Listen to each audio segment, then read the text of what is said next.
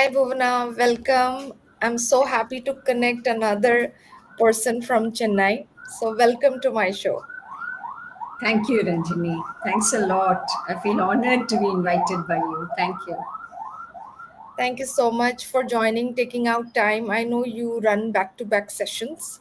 So, for the audience, no, before we run into the actual conversations, I am Ranjini Sanjay, a host of the Real Entrepreneur Show, and today I have an entrepreneur from Chennai, and very much a very very detailed bio you have. So, I mean, let me take some pieces and introduce you. I met you on LinkedIn, and I've been connecting with life coaches and healers. So it's a privilege to speak to another coach on a Friday. So I'm here on every Friday, and today it's your turn. And we have this beautiful topic on parenting, and it's something need of the hour we are addressing today. So before running into the show, I want you to introduce yourself in your own words. Where are you joining from? What do you do? And why this topic today? Well, why this topic? I'll start from there. I, uh, uh, I'm from the academic background, and I've been teaching for the last more than 35 years in three different countries and all over India also. And finally, after I settled down sometime in 2016, I realized that there were a lot of people, youngsters, students committing suicides. Um, Especially if you remember during 2017s and 18s, almost every day there would be some news of some engineering student or medical student or BITS Pilani student committing suicide. And that set me thinking. When I thought that I'm almost retired and I was a corporate trainer then, I realized that, oh, I must do something for these children. I mean, why? Why? You grew up to be 18, 19 with so much of aspirations your parents have, and then you end your life. So there's something wrong somewhere. And I realized maybe something is wrong in the parenting style. And that's how I started taking more interest. And it was around the same time I came across a tool called genetic brain profiling. So I'll talk about it a little later. But this tool helped me to, um, I would say, reach out to parents and help them know their children better. And hence, I started having webinars on joyful parenting. And during the COVID time, I was doing, quite a satisfying job of um, training a lot of parents and helping them out of their difficult situations. Hmm. And well, this is a second innings for me in life after having taught in schools and colleges and universities. Now I'm leading a more satisfying life, actually transforming children and making a difference in their parents' lives. Beautiful. And I remember we had more than our hour long conversation when we could catch up. And you have spent a lot of time with children. I remember you sharing this, and no, somehow no, that area you could not leave, and no, I really wanted to continue to be. No, it's your favorite space, I would say. Yes, absolutely. I know you came, though you had so much of learning and so much of experience, but you came back to this space. So that's beautiful. And yeah, this when you do something that you love, no, you are fulfilled, you enjoy, and it's a bliss or a Yeah. blessing, you can say.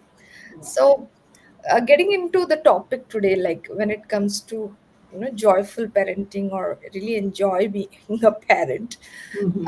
especially in this digital age. So, what are your, or maybe tips or advice when it comes to balancing this thing, like, how much, like the screen exposure or the digital struggle we have as, Hmm. parents, like we can't ignore technology, Absolutely. But Yes. yet we need to have certain way of really protecting ourselves, our peace, our kids' health, and a lot of things around that. So tell me, how do you advise your.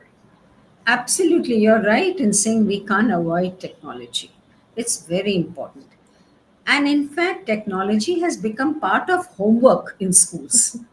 Teachers give, they say refer to so and so website and do this, or refer to, Google and do this homework and things like that. That's become very common. I mean, using technology is something very, very common and it is essential. But so we can't avoid children using tech. Okay, we can't avoid screen time. But what is essential is ensuring that they are within the boundaries, healthy boundaries. Hmm. That is very essential, right? You see, because so much of research has gone into it, and the research says the more screen time the child spends, the more chances of the child getting depressed, being anxious, being stressed out, having vision impairment, having frequent headaches, and sleep disorders. Hmm. Okay, all this is a result of uncharted screen time. So, screen time is essential, but what is more essential is parents monitor it, right? And in this regard, I would say that parents are the best models. So, they themselves have to be very, very disciplined in front of their children, especially when they are in their children's company. They can't afford to tell the children, don't watch TV or don't watch your whatever screen you use, laptop or mobile, while they themselves are doing it. Like the father comes back tired and he says, I want to catch up with the news. Now, this children can turn around and say, when Papa can do it, why can't I do it? So, the parents have to model their behavior. Okay, whatever catching up they have to do, they better do it when the children are not around. That is Hmm. second thing I would say, making the children watch the screen as a reward, like Hmm. making them understand that you get to watch your favorite show or play your favorite game, whatever it is. But remember, first comes homework, first comes your duty. Hmm. Like we go to work first, and when we are tired, we watch TV. So, similarly, you finish your duty first. Your duty as a student is to study, and then you will be rewarded with maybe this particular program you want, either the program or the timing. Okay, this is sort of your setting the boundaries. And the third thing is having an open conversation with your child, telling them about what is bad about watching, excessive watching. That is important. I mean, many things we take it for granted, and we adopt an advisory tone with our kids, which will Hmm. not help. Whereas if we tell them, you go and research, see what happened to a child who was watching the screen for more than 6 hours a day, what happened to that child's eyes. So you talk factually with the child, the children will also understand. There's one more hint I want to give.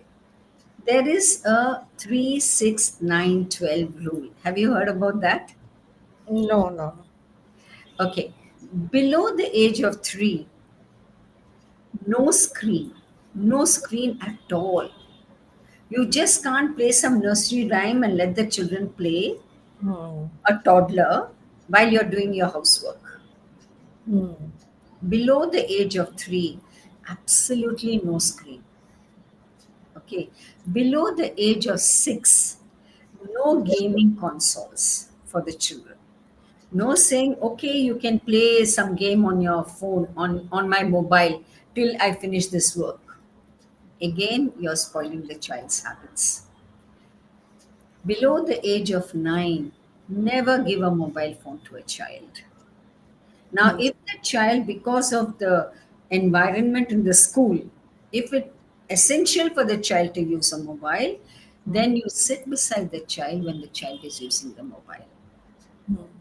And below the age of 12, of course, you have to give mobile to the child because the child now thinks he's an adult. And nowadays, of course, children become more than a teenager by the time they are 11 and 12. Puberty is taking place earlier, right? Yeah. Yeah, children, girls reach their puberty by 10 nowadays. So by 12, the children already feel they know everything. At Hmm. this point, if you give them a free hand with either laptop or mobile or whatever kind of screen, without monitoring, without putting parental control apps, Hmm. asking for trouble. Because it is a very curious age for the child. Hmm. 12 years is when the child wants to explore the world, explore what is there. Curiosity takes the better of them. And then once it is not monitored well, so these are the factors one must keep in mind and ensure that the proper boundaries are there. You can't stop them from using the screen. Definitely not after the age of 9, but we have to monitor. Yeah. So thank you so much for this wonderful tips. I'm sure parents who are listening this would definitely take an action when they go back home. So moving on, I remember you started this conversation with a suicide that really, Yes. maybe right stirred something inside you.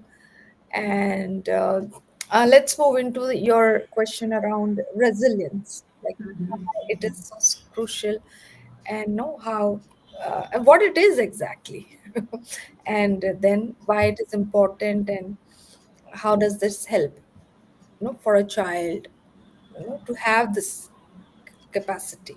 Yeah, that's a nice question because, I mean, in my opinion, having resilience is the most important quality that has to be developed in a child. Now, what is resilience? Let me make that clear for our audience. Resilience is the psychological ability which a child develops in order to adapt or recover from some kind of stress, anxiety, trauma, or any negative emotions. Okay, Okay. what comes from within the child to battle that? That is resilience. Mm. And that does not happen overnight, it doesn't happen automatically. Parents have to build it up on it in their children.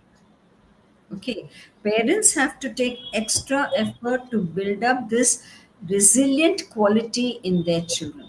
If they don't do it, it is such children when they become adults, they take to drugs, they take to alcoholism, they take to all kinds of other wrongdoings to gain attention, or alternatively they'll get into depression and they'll suffer from very low self-esteem. So all the psychological issues that come out in adult life happens because of lack of resilience when they were young.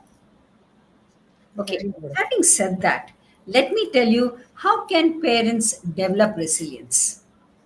Okay, there are many ways. And like I always say, first thing is parents are the role models. They have to model their behavior in such a way. Let me take an example. Now, a father comes back from work and he's quite frustrated, dejected, crestfallen, or the mother, anyone, okay? And they, why? Because they worked on a project and they worked really hard, but ultimately it doesn't get approved. Mm. Or they worked on anything, you can say, and they are highly disappointed. It happens in everybody's life, right? Yeah. As soon as they come home, what will the father do? Either he'll shut himself up in his room, or he will throw his anger, he will show anger to the rest of the family or his frustration. Instead of doing that, if the father were to come and share his mood, what he's feeling with the rest of his family. Okay? If he were to say, I worked so hard, I'm just taking an example. Okay? Yeah. I worked so hard on this, and ultimately, it it wasn't accepted. I have to make a lot of changes, and I'm feeling frustrated. I'm feeling dejected. And then, but you know what? I think I'll take a break. I need a break. And I'm going to sit and think about it again and see how I'm going to make it better. And I'm going to tell myself I need to present it again in this much time. Now, what happens when the father speaks his mind out like this? The child is observing. The child sees the father going through difficulties. The child observes how the father's pulled himself up. The child observes how the father is solving his own problem, okay, and how he's positive about the whole thing. So children learn more by observation rather than advising them. Beta, you should do this. It's okay if you didn't do well. Tomorrow you'll do well. No, by saying that, it doesn't make a difference, but it makes a hell of a lot of difference when the child sees his father or his mother actually living through it, and he observes from them and he learns from them. Okay, so parents are the biggest models. Number one. Number two, how you can develop resilience is helping the child to have a growth mindset. What is that? What do I mean by that? Like, the child has worked hard and done well, maybe in a drama or maybe some activity, and you just give a comment, wow, that was very smart of you. You were looking so nice and it was so smart. Instead of that, if we were to acknowledge the hard work that he put in, I Hmm. know you put in a lot of hard work and you deserve this applause. Now the child gets the idea that I am being praised for my hard work more than the output. Hmm. And hence he gets automatically, psychologically, he starts saying, I must put in the hard work with whatever the result may be. Right? Another thing one parents must remember is don't do small, I mean, let the child solve his own problem. Don't try to solve the problem for him. Like a child comes back from school and comes back with a crestfallen face. Now the mother will ask, what happened? The child will say, no, nothing happened. It's okay. Okay. Unless the mother's and the child relationship is such where he comes and says, speaks out the truth. Yeah. Then the mother has to prod what happened. And the child will say, actually, my friends call me a thief today. I'm just taking an example, okay? Mother will say, why? Why did they call you a thief? Actually, my friend's pencil fell down, a pen fell down, and I picked it and I put it in my pencil box. And somebody else saw it and he started calling me a thief, and then all my friends call me a thief. How can they call me a thief like that? I'm feeling very sad and very bad. Now, the mother can console the child, but has the child understood anything? Instead of that, if the mother questions the child, okay, here is a problem in your hand. How do you propose to solve it? Did you say sorry? Yes, I said sorry, but nobody heard my sorry. Okay, what are you going to do tomorrow when you go back to your same friends? What do you plan to tell them? How are you going to solve this problem? You're not a thief. You know you're not a thief. It was by mistake you did it. Now the child starts thinking. So this develops critical thinking in the child. And once the child develops critical thinking, learns to solve his own problem, he develops resilience. On the other hand, suppose the parent were to tell him, do this, do that. Do you think any resilience will be? He will only follow what his Yeah. parents. You know, I had a mother who had come to me a few months back, and she came with the problem that her child has started lying. A 13-year-old boy, okay, telling a lot of lies.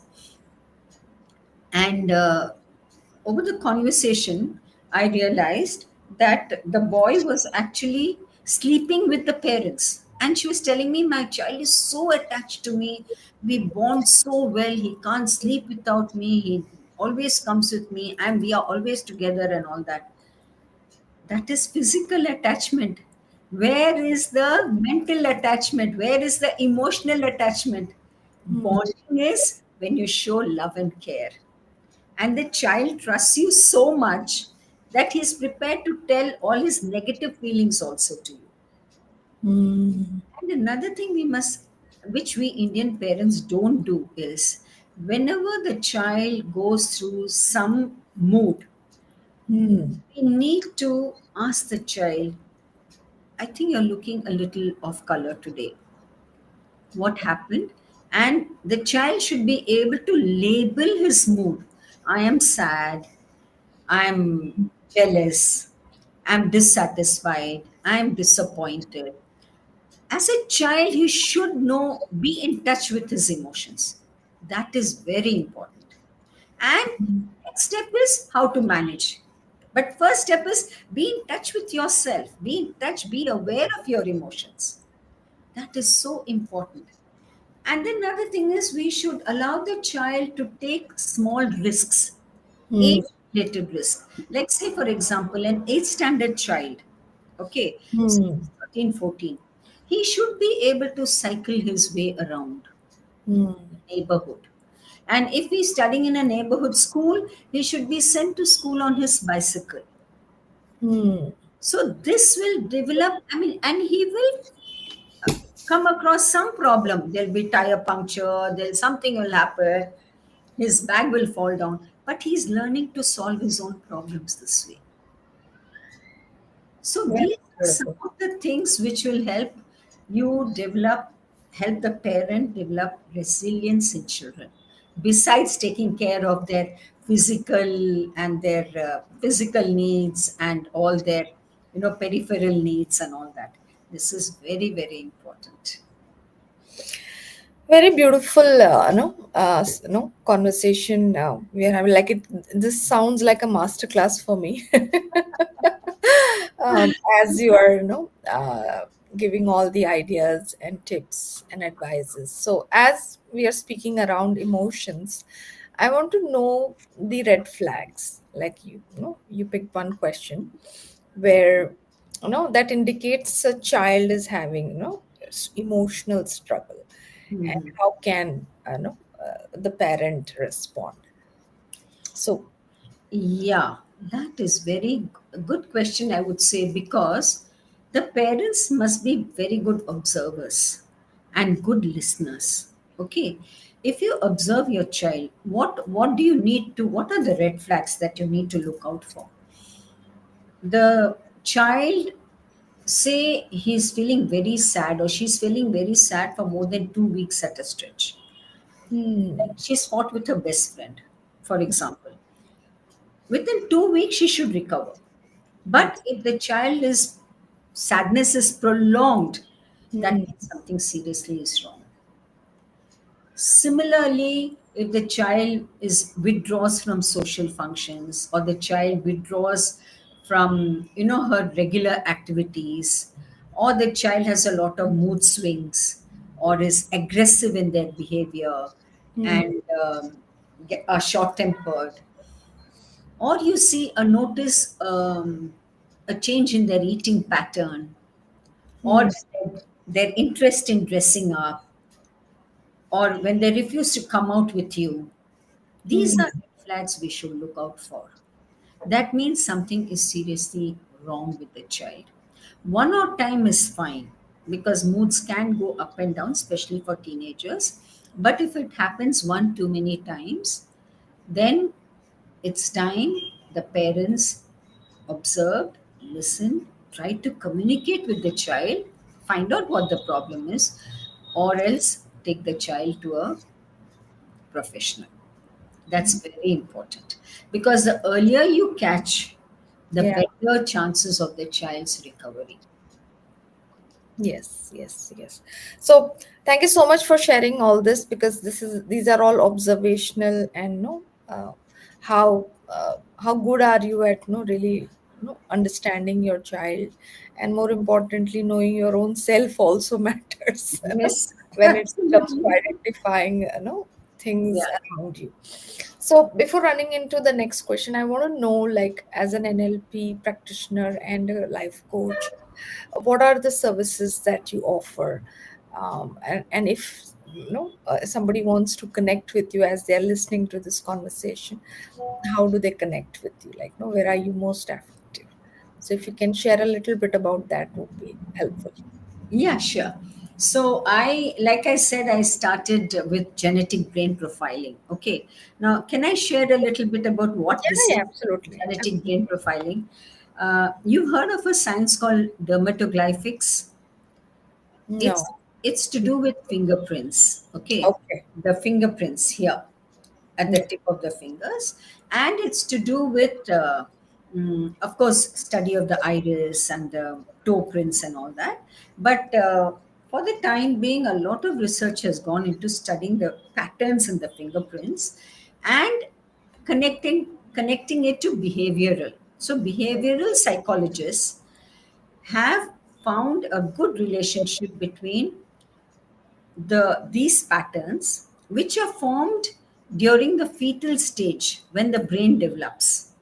Okay. Okay, so between the 13th and 24th week, when the brain is developing, the different lobes of the brain, these, and as the neurons form, the patterns here form. Okay, Okay. so now by studying these patterns, they know what is the genetic trait of that child. Hmm. So now, by studying these fingerprints, I'll be able to say how the child's personality will be, how Hmm. will the child, what are the special talents the child will have, what are the academic difficulties the child will face, in which subjects he'll have a natural tendency, potential, and interest, what are what career paths he can choose. So everything, what will his behavior be like, his or her, Hmm. everything about the person we can say. And it's quite accurate so far. I have been in this field for more than 7 years, and I find the feedback from parents have been very positive, and I've been able to help a lot of parents come about this. Actually, our founder and chief mentor, Mr. Ratnasamy, he lives in Coimbatore, and when we take the fingerprints, we get the report from him. Okay, we Hmm. send it to him, and he gives us the report. And every morning we have sessions discussing various behavioral traits and Hmm. connecting it to fingerprints. So we are still researching on it, and we are still going deeper and deeper into it, and it's proved to be so useful. Hmm. Absolutely. Can I, do I have time? Can I give you an example that happened with me last week? Okay. Sure. Go ahead. A 7-year-old child with parents had come. Hmm. Now, this child, being 7 years old, has not started speaking. Okay. And when I took his fingerprints, straight away I told the parents what his problem is. Hmm. Well, you heard of VAK, that is visual, auditory, Visual, and yeah. kinesthetic. Together, it should be 100.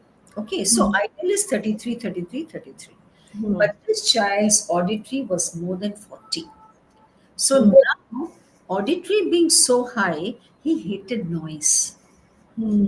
And when he hated noise, his own voice was not coming out. Hmm. And that's when they told me that they had already taken the child to a lot of psychiatrists, to a lot of doctors, specialists, and everybody said the child is normal. Hmm. Just make the child talk. He's normal. They put the child through speech therapist also. But Hmm. through genetic brain profiling, I could tell them the reason why. Hmm. And then I gave them solutions accordingly. And I said, talk to him in whispers. You cannot afford to increase your volume when you talk to him. Hmm. So by and by, I gave them quite a few tips, and I said within 1 or 2 years, you'll see that he starts talking. Another thing is music. Hmm. Let him listen to a lot of soft music first, and then slowly let him start humming the tune. And Hmm. put him in a music class and tell the teacher not to be loud. So things like that, and they went back very happy and hopeful that yes, there is hope for their child. Wow, that's beautiful. And I know there are a lot of career struggle or career choice struggles that parents have. This report, this brain profiling has been helping, including me. I've done it for my older children, and it really could sort out a lot of issues in my house, like what my Excellent. kids should choose. So yeah, so that restores a lot of peace in the relationship between Absolutely. parents, and children also feel sorted about what Yeah. they do, rather than being pressurized and to Yeah. do something that they don't want to. Correct. So this is great, and I'm sure people can connect with you on LinkedIn. Yeah, You're and I available. do practice NLP also, Yeah. and I'm a life coach, ICF certified life coach, International Coaching Federation. I'm a member of that, and I do life coaching also. So I use this genetic brain profiling more as a diagnostic tool, Hmm. and then wherever therapy is required, I use NLP, and where growth is required, Hmm. like they're stuck in a place but they know but they don't know how to come out, Hmm. there I use my life coaching techniques. Yeah. And then also I believe that some people can be cured spiritually, so I Hmm. also do healing, spiritual healing. Wow. Wonderful. So, before we close this conversation, being an NLP practitioner and a life coach, what advice or tips that you would like to share, like people can, use at home, you know, either parents or children, or however, any tool that you would like to suggest for people who are listening to you? You seriously asking me to tell you a tool which parents can do at home? Yeah, something like, from NLP and life coaching, like anything that is coming to your mind that can be used Oh, at home. yeah, there's lots of things that come to my mind. And one of the simplest tools to use, I would say, is, have you heard of the tool called Circle of Excellence in NLP? I'm not sure. I have heard of something else. Um, there is a wheel of life or something like that, but maybe Okay, something different, because I'm not an NLP, practitioner. yeah. Okay. So it's new to me. Okay. Now, generally, the problems children have are either they're too fearful, Mm-hmm. too shy, underconfidence, low self esteem, or they are aggressive and angry. Hmm. Okay, generally it's two extremes like that. So when teachers call them to go on stage, now the Hmm. very shy children will refuse to do it. Now some Yeah. conscientious teachers will say, no, no, you must get used to it. And the parents also encourage. But the child is afraid to go. Now, how do you take this fear out of the child? Hmm. Parents can easily do it at home. It'll take me 5 minutes to describe this. Is it okay? Yeah. Yeah. Absolutely. Okay. So the mother first can try it on herself and then try it on her child. So you need a quiet place in your house and you need a space of about 3 feet by 3 feet in front of you. Okay. Mm-hmm. And try and draw a circle with a chalk or something as big as possible. Diameter, minimum diameter should be 2 feet so that you can stand inside the circle. Now stand outside the circle and take some 10 deep breaths.